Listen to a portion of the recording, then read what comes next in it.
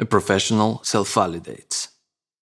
An amateur lets the negative opinion of others unman him. He takes external criticism to heart, allowing it to trump his own belief in himself and his work. Resistance loves this. Can you stand another Tiger Woods story? With 4 holes to go on the final day of the 201 Masters, which Tiger went on to win, completing the all 4 majors at one time slam.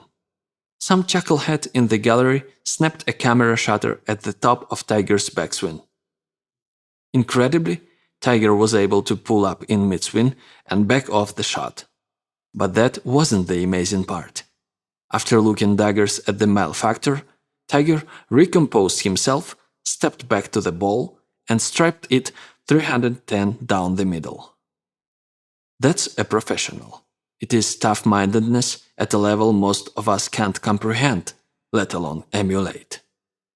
But let's look more closely at what Tiger did, or rather, what he didn't do. First, he didn't react reflexively. He didn't allow an act that by all rights should have provoked an automatic response of rage to actually produce that rage. He controlled his reaction. He governed his emotion. Second, he didn't take it personally. He could have perceived this shutterback's act as a deliberate blow aimed at him individually, with the intention of throwing him off his shot. He could have reacted with outrage or indignation or cast himself as a victim. He didn't. Third, he didn't take it as a sign of heaven's malevolence. He could have experienced this bolt as the malice of the golfing gods, like a bad hop in baseball or a linesman's miscall in tennis. He could have groaned or sulked or surrendered mentally to this injustice, this interference, and used it as an excuse to fail. He didn't. What he did do was maintain his sovereignty over the moment. He understood that no matter what blow had befallen him from an outside agency, he himself still had his job to do, the shot he needed to hit right here, right now. And he knew that it remained within his power to produce that shot. Nothing stood in his way except whatever emotional upset he himself chose to hold on to. Tiger's mother, Kaltida, is a Buddhist. Perhaps from her he had learned compassion, to let go of fury at the heedlessness of an overzealous shutter clicker. In any event, Tiger Woods, the ultimate professional, vented his anger quickly with a look, then recomposed himself and returned to the task at hand. The professional cannot allow the actions of others to define his reality.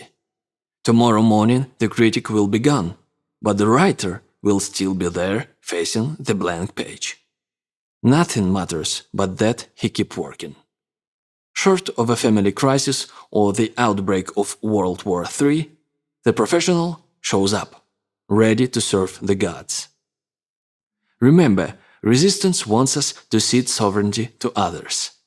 It wants us to stake our self-worth, our identity, our reason for being on the response of others to our work. Resistance knows we can't take this. No one can. The professional blows critics off. He doesn't even hear them.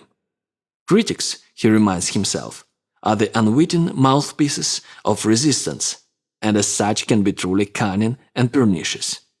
They can articulate in their reviews the same toxic venom that resistance itself concocts inside our heads. That is their real evil. Not that we believe them, but that we believe the resistance in our own minds, for which critics serve as unconscious spokespersons. The professional learns to recognize envy-driven criticism and to take it for what it is, the supreme compliment. The critic hates most that which he would have done himself if he had had the guts.